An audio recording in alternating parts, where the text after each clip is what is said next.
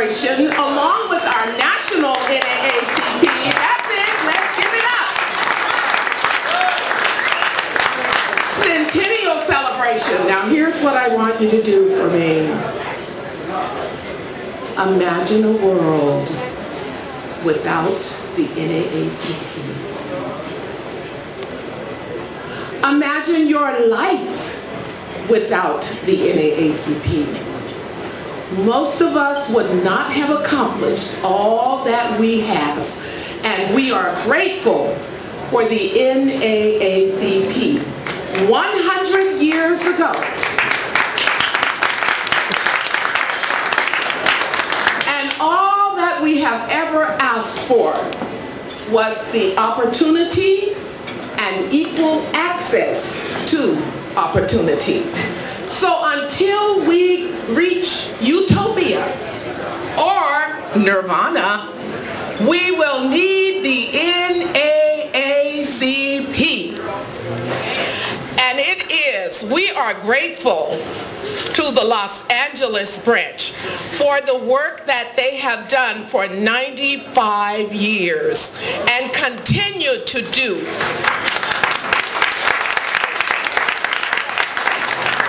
Tonight we have gathered here to celebrate our centennial as well as our birthday. And we want to thank each one of you for coming. It means to us that you believe in our mission. You believe in what we are trying to accomplish.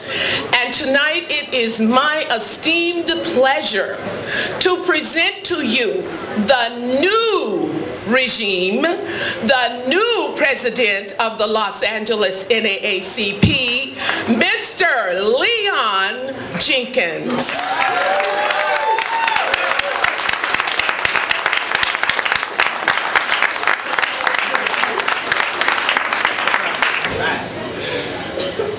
Back in 1909, there was riots in Springfield, Illinois, which was the home of Abraham Lincoln. The riots were like the last straw, where a group of individuals, blacks, whites, Jews, women, men, got together and say, we need to do something about this problem. We need to advocate for those that are not strong enough singly to advocate for themselves.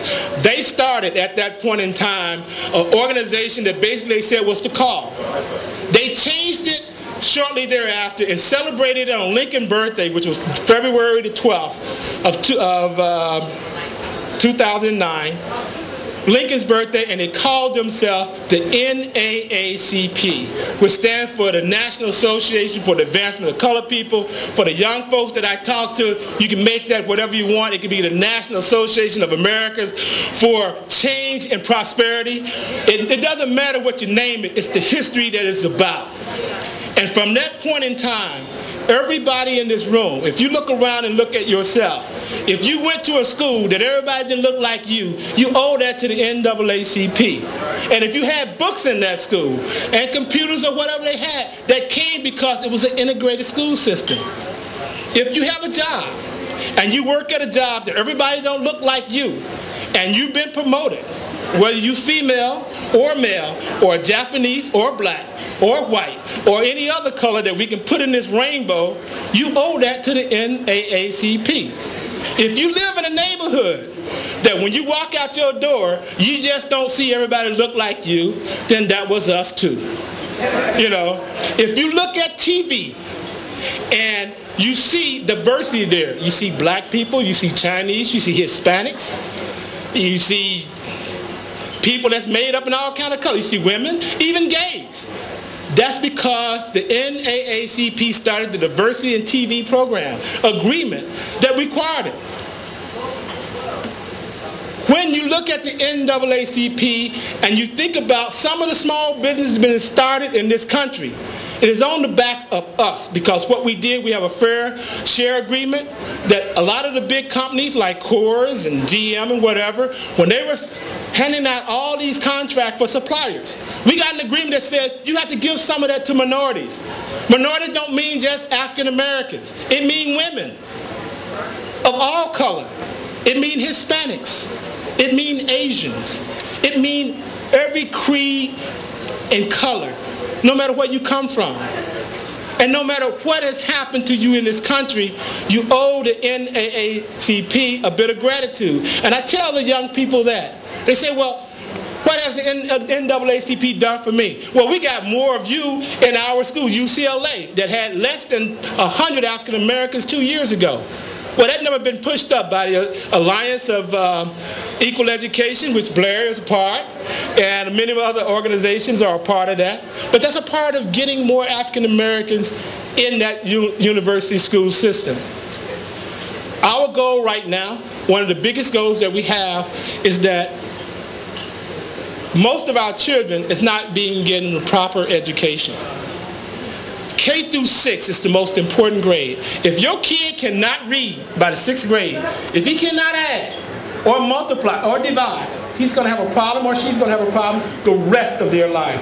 The NAACP is standing for right now, saying that we need to stop that. The impact is not to do it school by school. The impact is to do it statewide. Minnie just mentioned, she says, it's all right to have a few patches to cover up some things. But what we want to do, we want to build on that legacy that leaves something that transcends us. And we need everybody in this room to be a part of that. And I just want to just bring that point home before I move on. Do you know at the end of last year, how many African Americans were UC eligible? 1,600 out of the whole state. 1,600. You know how many Hispanics? About 1,000 more, about 2,500. And even the whites numbers are going down. So when we help in education, we help everybody. It's not one person. And when I think about the NAACP, I think about our history, I think about the people that brought us here, they were all colors. And when we do something for one, it helps everybody in America. And I just want to leave with one thing, is that this young man, like your daughters and your sons, are the future. We need to give that to them.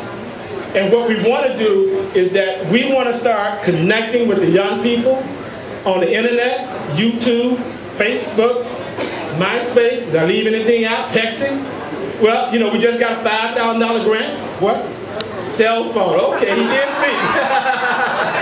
We just got a $5,000 grant from Southern California Edison to update our website and to get us on YouTube and all these other things. We got 2 or 3 other companies going to give us some more money. But the bottom line, to go anywhere, we need 2 things. We need membership, we need resources. Membership, resources. If you get membership, you got resources. Get resources, you get members. Bottom line, if you are not a member, do not walk out of this door without taking a membership application. I want to thank everybody for being here. I really appreciate it. And the last thing, May 14th is when we have our Freedom Fund dinner. The theme is 100 years on the journey for justice. Did I get that right? Are we very close? It's 100 years struggle for justice. But the bottom line, we want you to be there. We need your support. Join. Be a part. And all you corporate sponsors out here, you will be hearing from me in the next couple of days.